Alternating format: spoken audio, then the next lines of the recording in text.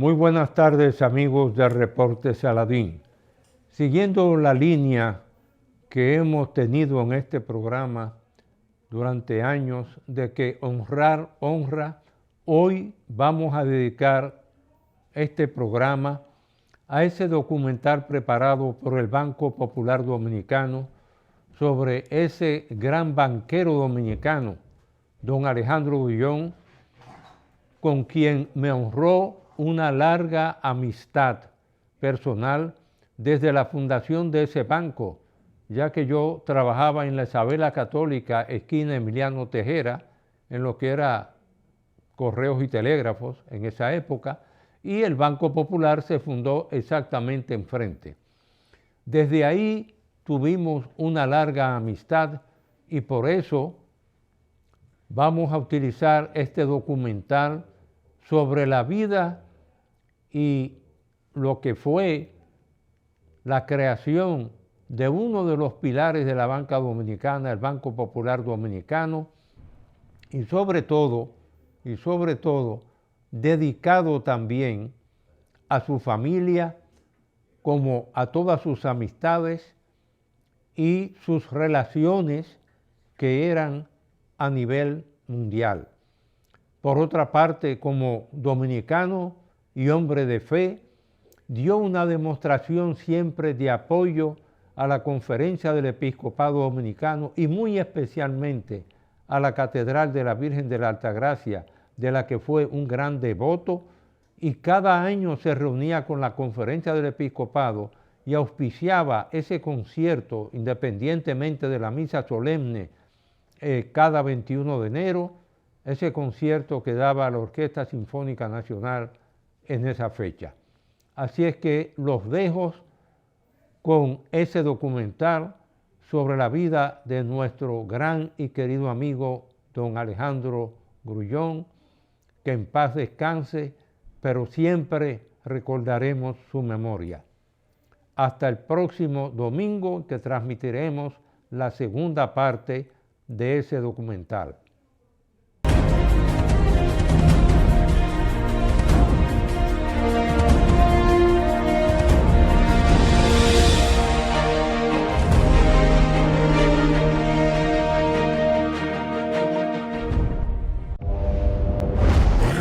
El viaje continúa, porque quedan muchos caminos por explorar, nuevos destinos por alcanzar, puentes por cruzar y lugares por visitar, porque aún no queremos parar. Chevrolet, Find New Road. Por naturaleza, somos seres felices. Disfrutamos de quienes nos rodean. Luchamos para alcanzar nuestras metas. Nuestra imaginación descubre mundos y nos impulsa a ser mejores. Por eso buscamos el mejor sabor de la naturaleza. Yogurt Rica. Encuéntralos en nuestros nuevos sabores: natural sin lactosa, chocolate, piña y piña colada. Con menos azúcar y mejor sabor. Perfeccionamos lo mejor de la naturaleza porque la vida es rica. Hay dos cosas que endulzan la vida de los dominicanos: el cariño de nuestra gente y el azúcar papagayo. ¿Y a quién no le gusta el dulce? Por más de un siglo, el Central Romana Corporation ha producido el azúcar de los dominicanos, Papagayo, abasteciendo con seguridad la demanda nacional, creando miles de empleos y exportando a los mercados internacionales. El cafecito, el bizcocho, la batida y el filón, el dulce leche y su concón. Son cosas muy nuestras que endulzan el corazón. Azúcar Papagayo es calidad del Central Romana. Ellos son Ana, Jorge y Juan. Los tres son dueños de negocios. Ana quiere un vehículo para su nuevo emprendimiento. Jorge tiene una constructora y requiere una nueva flotilla de tractores. Y Juan trabaja con paneles solares y necesita comprar en gran cantidad. Ellos van a adquirir lo que su negocio necesita con Leasing Popular, porque saben que van a tener hasta 100% de financiamiento y plazo de hasta 7 años para pagar. Mayor ahorro gracias a los beneficios fiscales del producto. Así como ellos, tú también puedes seguir progresando. Leasing, un salto inteligente para que tu negocio avance. Hay diferentes tipos de personas. A unos les gustan las casas grandes, a otros pequeñas. Están los que las prefieren de distintos materiales. ¿Eso es una casa? Hay personas que tienen casas que son empresas. Y existen empresas de todo tipo. Algunos las tienen abiertas 24 horas y otros te llevan a tu casa lo que sea. Hay quienes tienen empresas que también son autos. Hay autos que se parecen a sus dueños. Otros no tanto.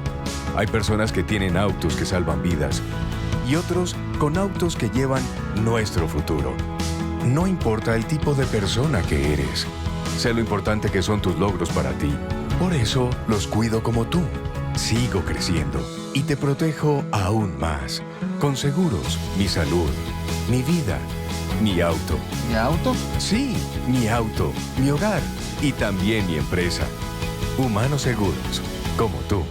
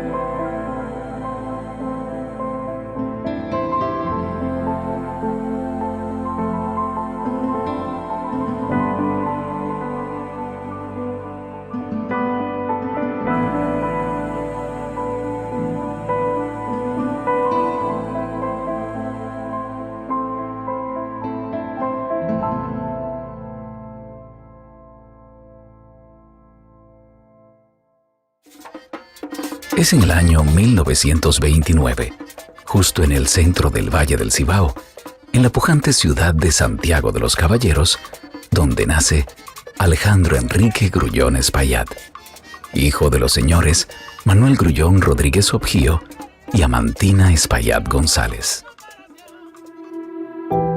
Realmente yo lo conocí en la juventud, en los años 1956, 57. Primeramente y muy superficialmente de Santiago, aunque ya tenía su referencia por sus padres, Manuel Grullón y doña Amantina, porque don Manuel fue un gran médico en Santiago, y tanto yo como mis hermanos, nuestros padres nos llevaban allá ocasionalmente para fines de chequeo de algún tipo de salud. Doña Amantina, que era su mamá, era una mujer sumamente cuidadosa de la salud de esos hijos. Eran 3 varones. Alejandro, que era el primero, Arturo y Máximo, el tercero. Y ella no permitía que nadie le tocara a ese niño la mano. Y si alguien por casualidad le ponía la mano, que es una forma característica del dominicano, un besito al niño, que el niño más lindo lo besaba, ella iba con un algodón y alcohol y le rozaba. O sea, el niño estaba limpio de microbios y se enfermó. Y bueno, y los doctores no daban pie con bola hasta que el doctor Salvador Jorge Blanco, que lo mandaron a buscar, ve al niño, hace algunas preguntas, lo agarró por los bracitos y lo metió en un lodazal. A las 2 horas ya el niño estaba jugando.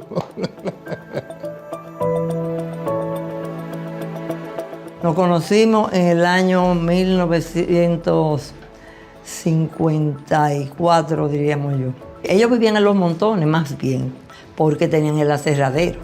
Un aserradero que manejaba don Manuel, que era del papá de doña Amantina, que es ese señor que está ahí, don Enrique Espaillat. Lo tenía allá y don Manuel era que lo manejaba. Siempre hay que recordar que hay una ruptura en la historia social, política y económica de la República Dominicana con el ajusticiamiento de Trujillo en 1961 y el derrumbe de su dictadura, que tuvo lugar en 1962.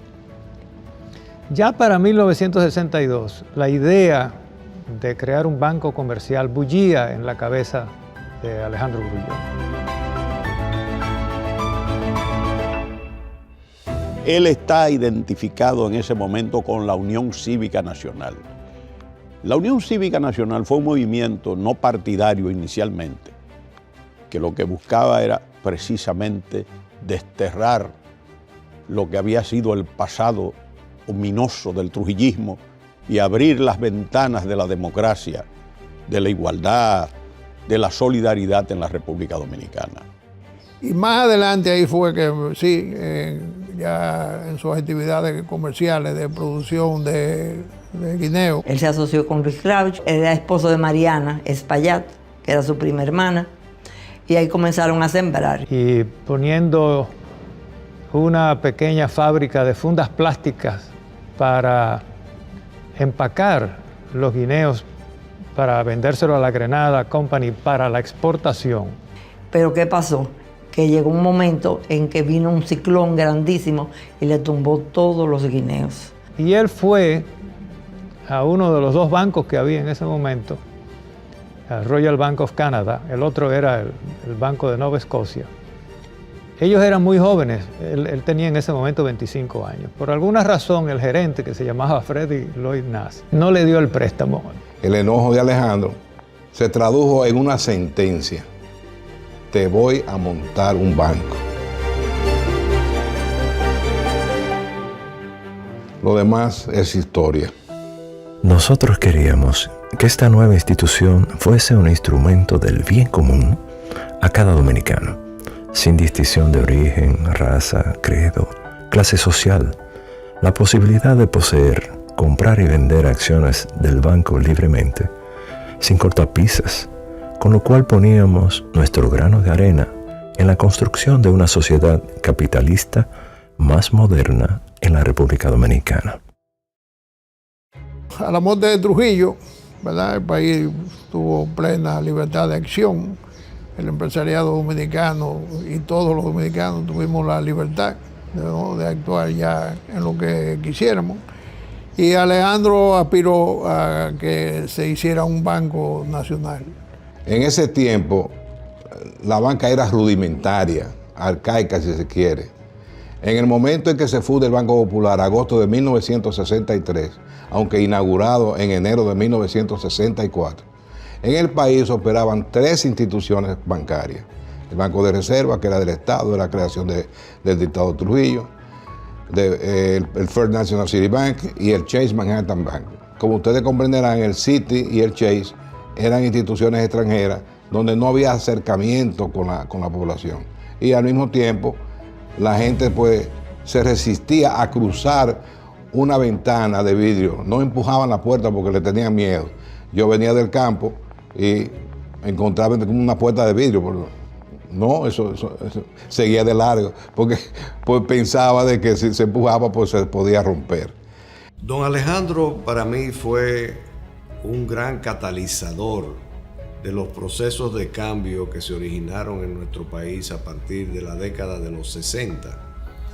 Él era parte, como sabemos, de la Asociación para el Desarrollo, fundador de la Asociación para el Desarrollo, que fue ese grupo de jóvenes visionarios originalmente del área de Santiago, que definieron una serie de iniciativas que el país necesitaba enfocar, entre ellas la creación de un banco privado.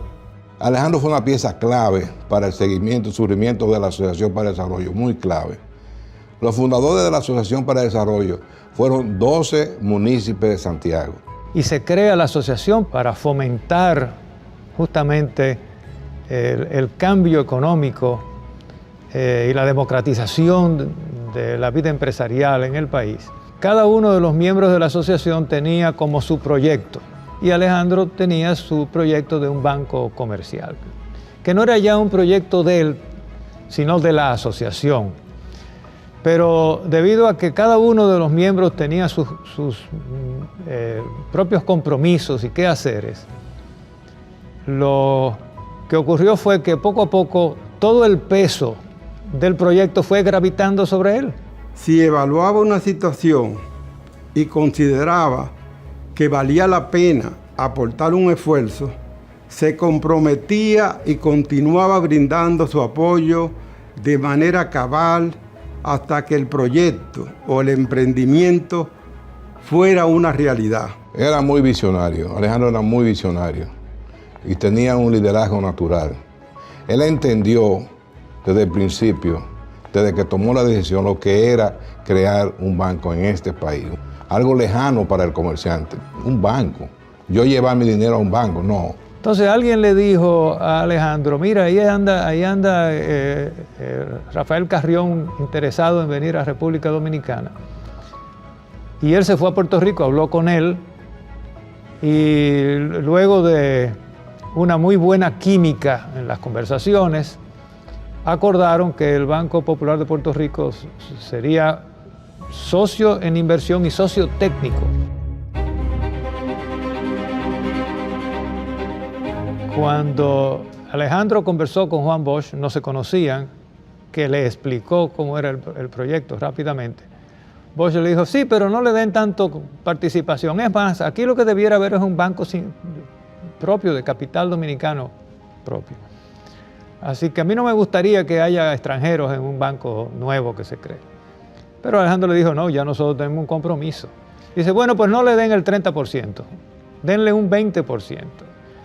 Y aquello creó una situación muy incómoda, pero los puertorriqueños, con gran simpatía y comprensión de la situación política dominicana, aceptaron ser socios minoritarios con un 20%, con una condición, y era que ellos pusieran al vicepresidente ejecutivo. Don Luis Rangel decía que un banco como este, en unas circunstancias como las dominicanas, en ese momento en que el país se abría a la participación popular en todos los órdenes, ese banco debía tener una base accionaria popular también y hacer honor a su nombre. La primera vez que yo escuché el nombre de Alejandro Grullón, creo que fue en el año 1963. Yo era un jovencito y estaba de vacaciones en San Juan de la Maguana, en casa de mi tío Camilo Suero. Y allá fue Alejandro Grullón a promover la compra de acciones del Banco Popular entre los líderes locales de diferentes comunidades del país. Y mi tío Camilo decidió apoyarlo y compró, no sé recuerdo cuánto, de acciones en el Banco Popular. Pero eso comienza a enseñarte quién era Alejandro Grullón. Él no tuvo ningún temor para iniciar ese banco, en irse a recorrer las diferentes comunidades del país y hablar con los líderes para que adquirieran acciones del Banco Popular y de esa forma crear una base de sustento para esa aventura. Y la verdad es que yo no tenía la menor idea de lo que estaba pasando. Yo era un niño de 10 años que sabía que lo que estaba pasando era importante, porque yo veía mucha gente importante en ese encuentro. Y ahí estaban presentes muchos que fueron luego miembros del consejo, que fueron también de los primeros accionistas del banco. Pero muy difícil comprender la magnitud y la importancia del paso que se estaba dando en ese momento. Y hubo mucha gente que no lo quería apoyar y otros muchos que sí lo apoyaron.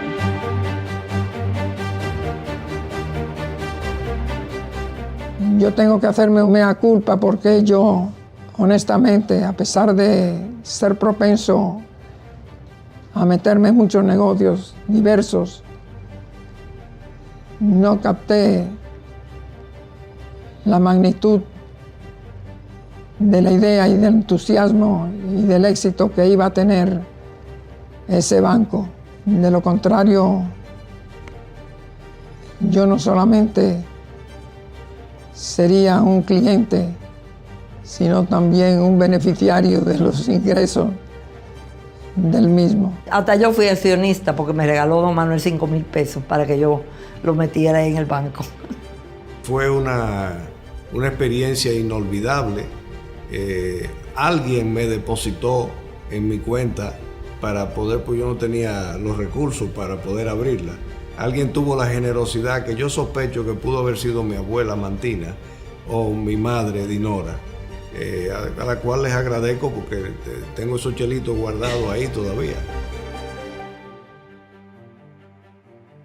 En esa sociedad que se abría a las puertas de la libertad, se necesitaba que la gente pudiese ir progresando para ver cristalizados sus sueños de trabajo, de prosperidad y de libertad. De ahí que él tenía esas inquietudes sociales, y esas inquietudes sociales, digamos, y ciudadanas, lo llevaron a estar siempre preocupado muy intensamente por el acontecer dominicano. Tiempos difíciles son el llamado para que hombres de voluntad asuman su lugar. Al año y pico de estar funcionando el banco, estalló la guerra civil. Y la guerra civil tiene como escenario la ciudad colonial.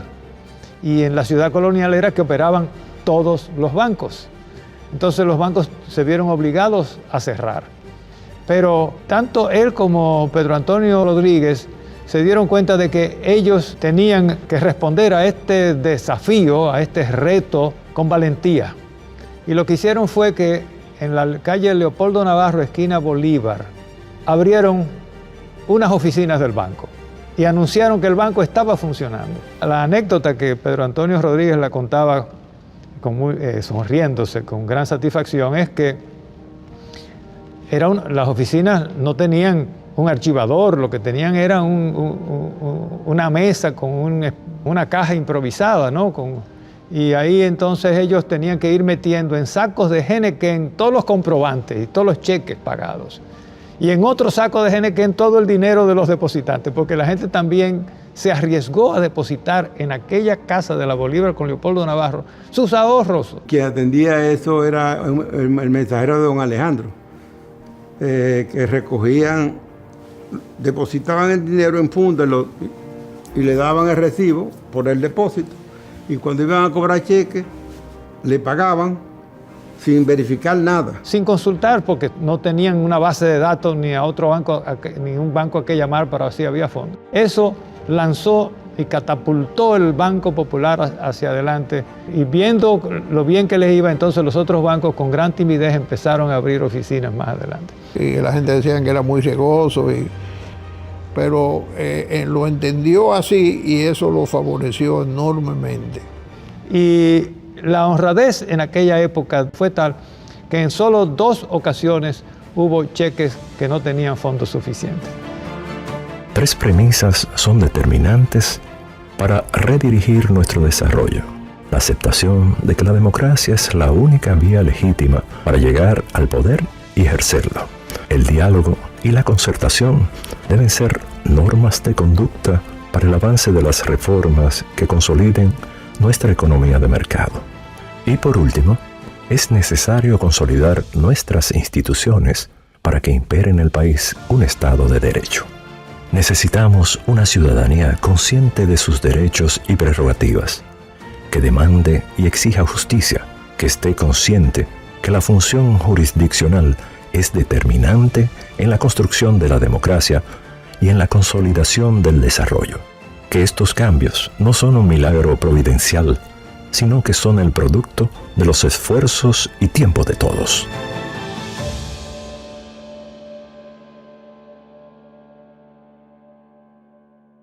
A principios de los 1970, en el 73 quizás, el Banco Popular decide hacer un concurso para construir su centro financiero en la Gran Manzana que se encuentra en la esquina de las avenidas Kennedy y Máximo Gómez. Entonces invitó a una serie de firmas de arquitectura a participar.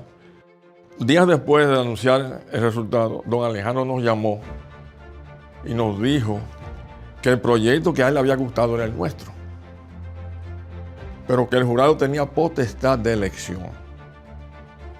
Y agregó, desde este momento, tú comienzas a trabajar conmigo. Mientras don Alejandro consolidaba su visión por un mejor país, un nuevo y moderno símbolo del Grupo Popular se levantaba desde las entrañas de la ciudad, la Torre Popular.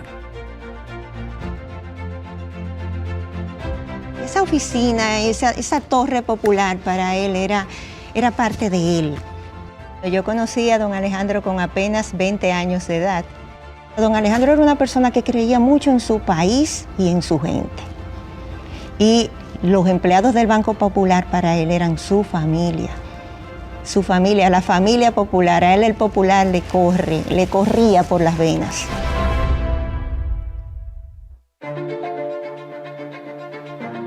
La primera impresión que yo tuve de don Alejandro era que era un innovador, que era un señor que tenía una visión muy clara de lo que quería. Y hoy en día la estructura que se tiene es algo que ya en los años 74, 75, ya él la estaba pensando y la estaba ejecutando.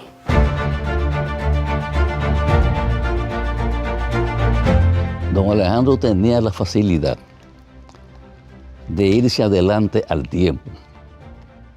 Se pasaba cosas que iban a pasar en 10 años, ya la tenía preparada.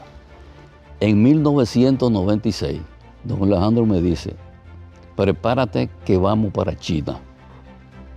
Yo le pregunto, pero don Alejandro, ¿qué vamos nosotros a buscar en China?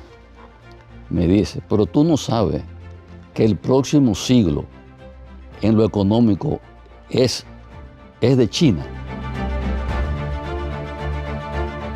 Una de las inteligencias más preclaras que yo he conocido. Alejandro veía y entendía las cosas sin que se le explicaran prácticamente.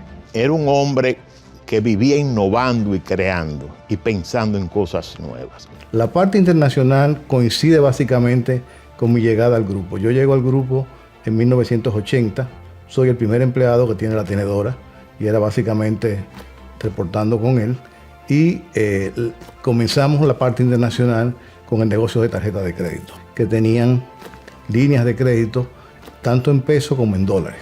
Para estos fines se crearon 4 compañías, 2 estaban en República Dominicana y 2 estaban en el extranjero, en este caso en Panamá. Yo recuerdo que en una ocasión me fue a visitar, porque él te recibía en el banco, pero cuando él quería indagar algo, él se te aparecía, porque tampoco era que te llamaba el día antes. Y me dijo, Fran, yo quiero hacer un banco en Nueva York y yo necesito conocer a tu socio Ted Kill. Y Ted le dijo, me dijo, dile que la semana que viene, el día que él quiera. Y Alejandro me dijo, yo voy, pero tú vienes conmigo. Ya en los años 70, él tenía una visión de que los dominicanos residentes en Nueva York se iban a convertir en un ente importante para los dominicanos.